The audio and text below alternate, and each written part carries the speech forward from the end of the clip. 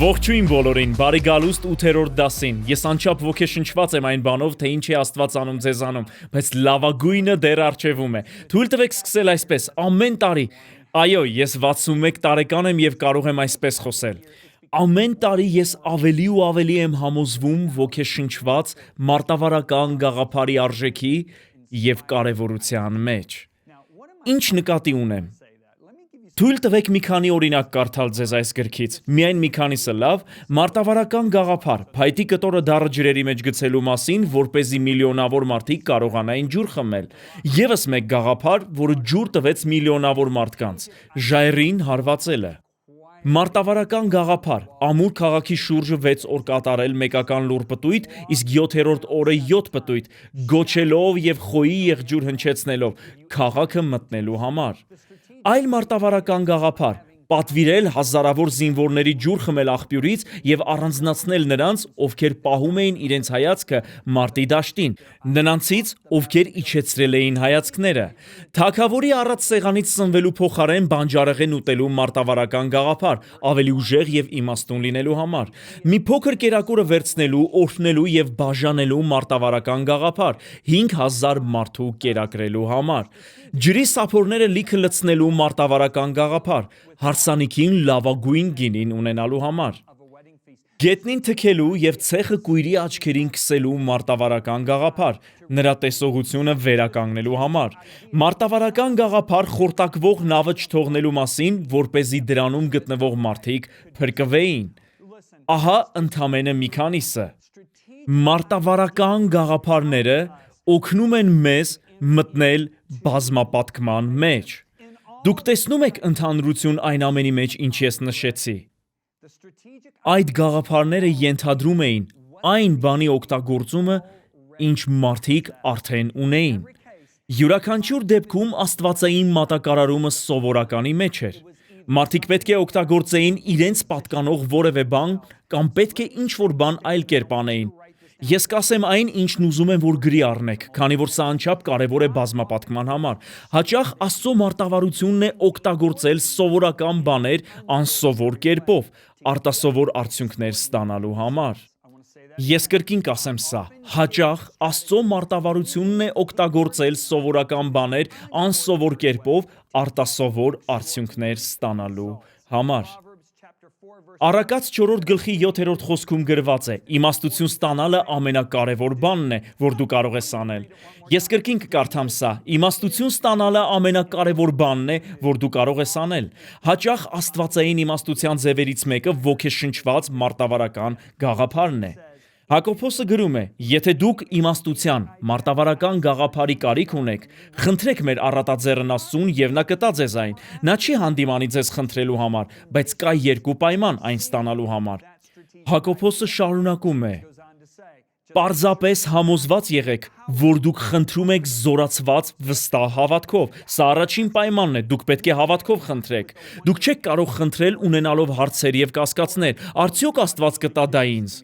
Նա ցանկանում է, որ դուք ունենաք մարտավարական գաղափար մարդկանց վրա ազդելու համար, եւ անկասկած նա կտա այն ձեզ, որովհետեւ երկմտող մարդը հավատում է մի պահին եւ կասկածում հաջորդին։ Անվճռական լինելը դարձնում է ձեզ նման բուռն ծովերի, որոնք հողմակոծվում եւ տատանվում են քամուց։ Մի պահ դուք վերևում եք, իսկ հաջորդ պահին ներքևում, երբ դուք տատանվող եւ անհաստատ եք։ Երկրորդ պայմանը՝ տատանվող։ Ճիշտ է։ Դուք պետք է խնդրեք վստահ հավատքով եւ հաստատակամ սրտով։ Երբ դուք տատանվող եւ անհաստատ եք, դուք անկայուն եք դառնում։ Կարող եք արդյոք ակնկալել, որ որևէ բան կստանաք Տիրոջից, երբ այդպիսի վիճակում եք։ Ուզում եմ կրկնել, ունենալ վստահ հավատք եւ չունենալ տատանվող անհաստատ վերաբերմունք։ Ըստ էության, մարտավարական գաղափարը պարգև է Աստծուց, եւ տրվելուն պես այն դուռ է բացում դեպի արդյունավետության այլ մակարդակ։ Այն բազմապատկման զորություն է տալիս մեզ։ Վերադառնանք իմ պատմությանը։ Սատանայի խայծն արդեն միջազգային հանրաճանաչ գիրք էր, ավելի քան 25,000 եկեղեցիներ Միացյալ Նահանգներում օգտագործել էին մեր դասընթացները։ Ես անչափ ոգեշնչված էի, որ մարդկանց կյանքերը փոխվում էին, որ Աստված բազմապատկում էր այս ուղերձը, բայց չէի հասկանում, որ Աստված ցանկանում էր տանել ինձ բազմապատկման այլ մակարդակի։ Հիշեք, եթե հավատարիմ լինեք փոքրի մեջ, նա կվստահի ձեզ ավելին։ Ճիշտ է, եւ կատարվեց հետեւյալը. Լիզան Անգլիայում էր, մի կանանց համաժողովի։ 2010 թվականի մայիսի 31-ն էր։ Ես հենց նոր էի գոլֆի մի ռաունդ ավարտել։ Այո, այդ օրը ես այնքան էլ հոգևոր չէի։ Տուն եկա եւ ոչ ոք չկար։ Երեխաները տանը չէին, ոչ ոք չկար։ Ես իջա մեր նկուղը, վերցրի Աստվածաշունչս եւ Դանիելի գիրքը կարդալու մղում զգացի։ Երբ կարդում էի Դանիելի 2-րդ գլուխը, հանկարծ Աստծո հոգին լցրեց մեր ամբողջ նկուղը։ Ես լուռ նստած էի եւ լսեցի մի պարզ ձայն. Որդիս, դու հավատարիմ եղար անգլախոս աշխարհում։ Այժմ ես ուզում եմ, որ հասցնես քո նյութերը աշխարհի յուրաքանչյուր հովվի եւ առաջնորդի, ով չի կարող թույլ տալ իրեն դրանք։ Ես մտածեցի. Ինչ? Աշխարհում յուրաքանչյուր հովվի եւ առաջնորդի։ Բայց իմ ուշադրությունը գրավեց այն, որ նա ասաց. Որդիս, դու հավատարիմ եղար։ Այդ ժամանակ ես չէի կապակցում դա բազմապատկման հետ։ Այդ հանդիպումը այն խթանիչն էր, որ ինձ համար բացահայտեց, որ հավատարիմ լինելը նշանակում է բազմապատկել։ Երբեք չեմ մոռանա դա։ Ես չգիտեի ինչ անել։ Ես գիտեի, որ Աստված խոսել էր ինձ հետ։ Անցավ մի քանի ամիս, արդեն 2011-ի հունվարն էր, այսինքն 7 ամիս։ Ես դեռ փորձում էի հասկանալ, թե ինչպես անել դա, եւ մենք անցկացրինք ծառայողական հանդիպում, որին ներկա էին բոլոր բաժինների ղեկավարները։ Ես ասացի. Գիտեք, ես միշտ երազել եմ նվիրել ավելի շատ գիրք, քան մենք վաճառում ենք։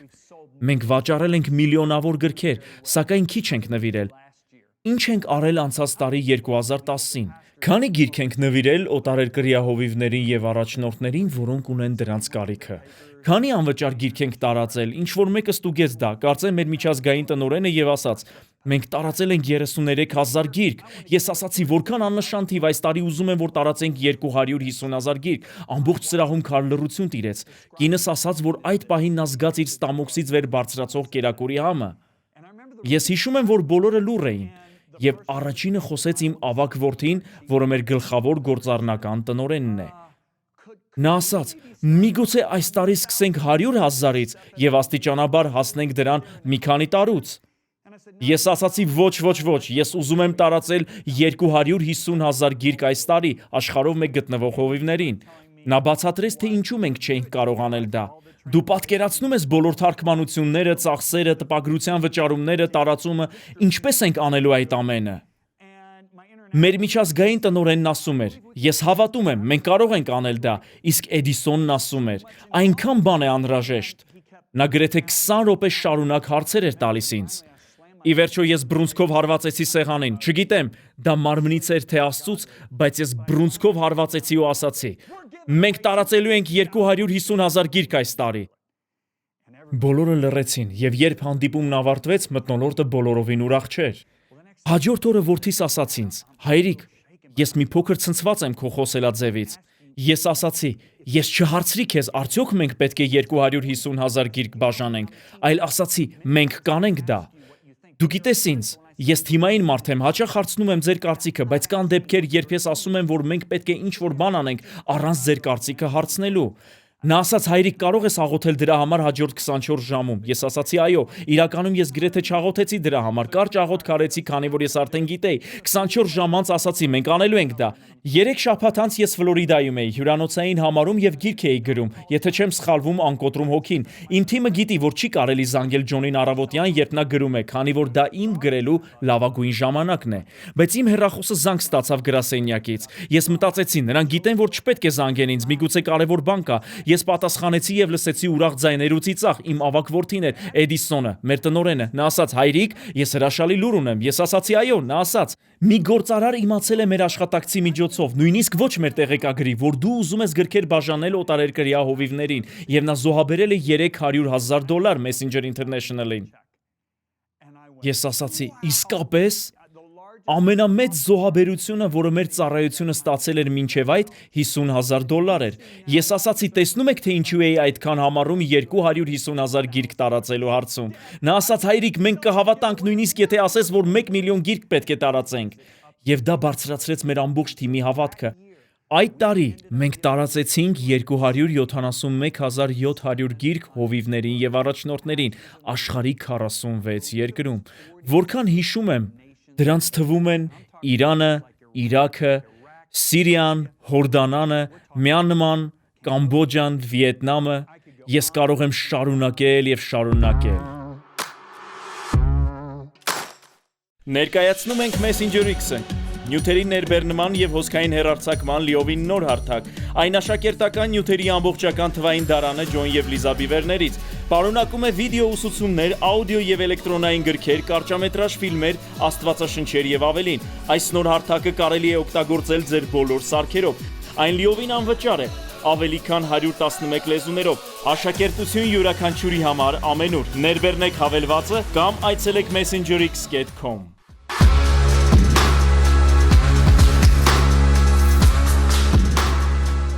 Այդ տարվա մայիսին մեր միջազգային տնօրենը եւ ես Բեյրութում էինք, Լիբանանում,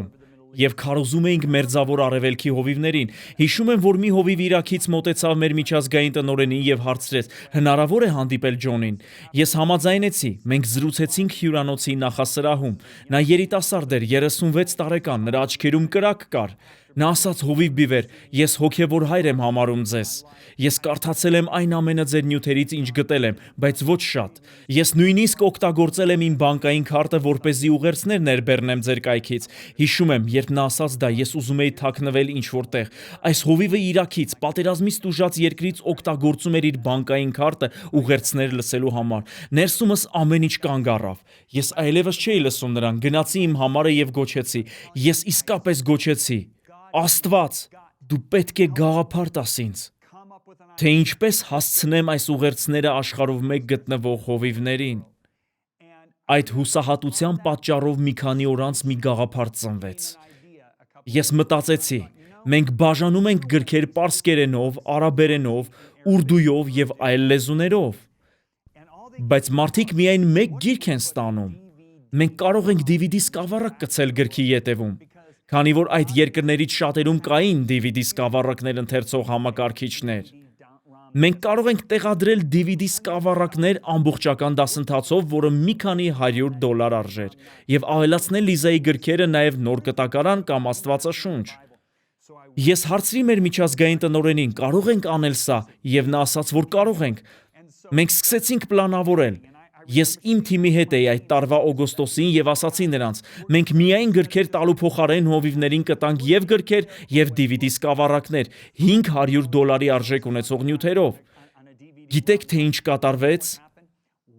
Մեկ ամիս անց մի մարդ Տեխասից եկավ Կոլորադո, որտեղ մենք ապրում ենք։ Նա խնդրեց հանդիպում Լիզայի եւ ինձ հետ։ Մենք հանդիպեցինք մի հյուրանոցի խորհրդակցությունների սենյակում եւ նա սկսեց լաց լինել ասելով. Ջոն եւ Լիզա, ես գիտեմ, որ դուք գրքեր եք տրամադրում կարիքավոր հովիվներին։ Ես ուզում եմ օգնել ձեզ, եւ նա մի չեք դրեց սեղանին, այն $750,000 չեք էր։ Գիտեք, դա օգնեց մեզ հաջորդ տարվա տարածման համար։ Բայց ես մտածեցի, ինչպես ենք մենք շարունակելու վճարել դրա համար։ Միթե գործարար տղամարդիկ եւ կանայք շարունակ այցելելու էին մեզ կամ չեկեր էին ուղարկելու։ Եվ Աստված կրկին խոսեց ինձ հետ աղոթքի մեջ, երբ կրկին հուսահատության մեջ էի։ Ինչպես ենք մենք շարունակելու այս ամենը, նա ասաց. Որդիս, քեզ ճանաչում են որպես գոլֆի սիրահար, գոլֆի մրցույթ անցկացրու։ Կոլորադո Սփրինգսում կա Բրոուդմուր կոչվող մի հրաշալի հյուրանոց, որտեղ անցկացվում է Միացյալ Նահանգների բաց առաջնությունը։ Գոլֆի մրցույթ կազմակերպիր եւ հանգանակիր միջոցներ այդ ազգերի համար։ Ես գնացի Էդիսոնի եւ Լիզայի մոտ 2011 թվականի հունվարն էր, մի փոքր վարանելով ասացի. ուզում եմ գոլֆի մրցույթ անցկացնել, ուզում եմ հրավիրել մարդկանց ամբողջ Միացյալ Նահանգներից, որպեսզի նրանք միանան այն թիմին, որը նյութեր է տրամադրելու աշխարհով մեկ գտնվող հովիվներին։ Առաջին տարում մենք հանգանակեցինք $340,000, հաջորդ տարում $750,000։ Մեկ տարի անց այդ թիվը հասավ 1,300,000-ի եւ ի վերջո հասավ գրեթե 2.5 միլիոնի։ Գիտեք թե ինչ տեղի ունեցավ։ Առաջին տարում մենք տարածեցինք 271,700 գիրք, իսկ հաջորդ տարում 1,300,000 նյութ օտարերկրյա հովիվների եւ առաջնորդների համար։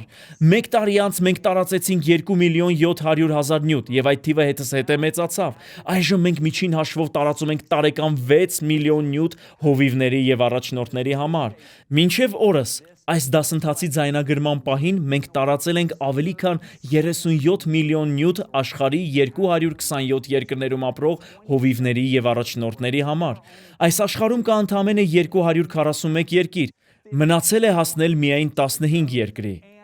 Եվ մենք պատրաստում ենք մի կայք, որի շնորհիվ հովիվները կստանան մեր դասընթացները եւ այս դասերը, որոնք դուք հիմա դիտում եք, իրենց լեզվով, iPhone եւ Android սարքերով։ Կան մարդիկ, որոնք ապրում են յուղակներում կամ վրաններում, բայց նրանք ունեն Android կամ iPhone սարքեր։ Ինչ ենք մենք անում։ Այն ինչ ասաց Հիսուսը, մենք աշակերտում ենք այս աշխարհի ազգերը։ Կարող էինք արդյոք անել դա մեր կարողությամբ։ Ոչ, երբեք ոչ մի դեպքում։ Կարծում եմ հիմա ես ավելի լավ եմ հասկանում Պողոս առաքյալի խոսքերը։ Ես աշխատեցի ավելի շատ, քան մյուս առաքյալները, բայց դա իմ աշխատանքը չէր, այլ Աստծո շնորհքն էր ինձանում։ 20 տարեկանում ես չէի կարող պատկերացնել, որ մեկ օր մենք ազդեցություն էինք ունենալու միլիոնավոր հովիվների եւ առաջնորդների վրա աշխարհով մեկ, այն նյութերով, որոնք Աստված վստահել է մեզ։ Ես կասեի, որ նման բան չի կարող լինել, բայց Աստված արեց դա ըստ այն սկզբունքների, որոնցով ես կիսվում եմ ձեզ հետ։ Թույլ տվեք ասել ձեզ. ծառաներից մեկը վերածեց իր 5-ը 10-ի, մյուսը վերածեց իր 2-ը 4-ի։ Մի դատեք մեր կատարածի մեծությամբ։ Միայն հասկացեք, որ Աստծո կամքը ձեր բազմապատկումն է։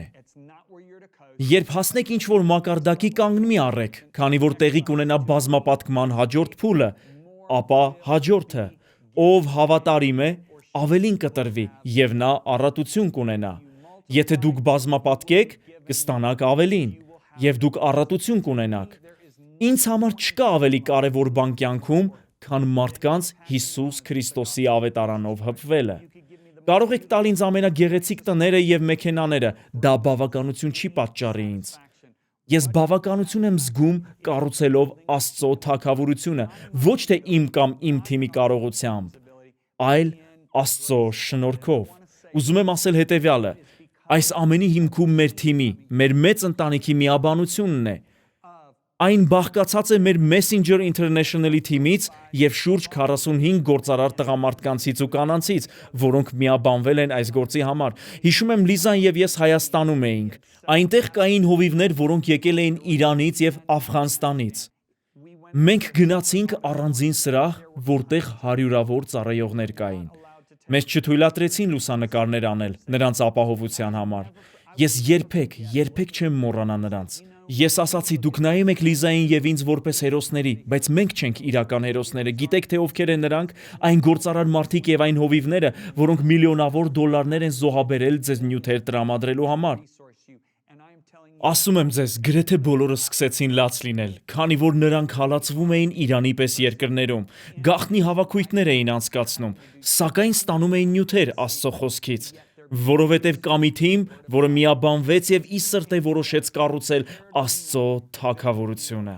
Ահա թե ինչն է մեծ ուրախություն եւ բավականություն պատճառում Լիզային եւ ինձ։ Ոչինչ այս կյանքում չի կարող գոհացնել մեզ ավելի, քան տեսնել այդ հովիվներին, որոնք հուսահատորեն կարիք ունեն, որոնք խնդրում են Աստծո խոսքի կերակուրը։ Աստված հենց սա է նախատեսել ձեզ համար։ Նա նախատեսել է, որ դուք բազմապատկեք, անցնելով հաջորդ փուլը, հետո հաջորդը, ապա հաջորդը։ Հաճախ նա կտա ձեզ ոգեշնչված մարտավարական գաղափարներ, որպեսզի հայտնվեք հաջորդ փուլում եւ ազդեցություն ունենաք ավելի շատ մարդկանց վրա Աստծո թագավորության համար։ Հուսով եմ դուք ինչ-որ բան ստացաք այս ամենից, հաջորդ դասն ավելի հետաքրքիր է լինելու։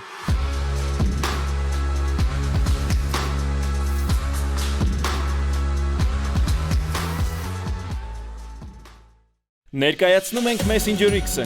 նյութերի ներբեռնման եւ հոսքային հեռարձակման լիովին նոր հարթակ։ Այն աշակերտական նյութերի ամբողջական թվային դարանը Ջոն եւ Լիզա Բիվերներից։ Պարունակում է վիդեո ուսուցումներ, աուդիո եւ էլեկտրոնային գրքեր, կարճամետրաժ ֆիլմեր, աստվածաշնչեր եւ ավելին։ Այս նոր հարթակը կարելի է օգտագործել ձեր բոլոր սարքերով։ Այն լիովին անվճար է, ավելի քան 111 լեզուներով։ Աշակերտություն յուրաքանչյուրի համար ամենուր։ Ներբեռնեք հավելվածը կամ այցելեք messengerx.com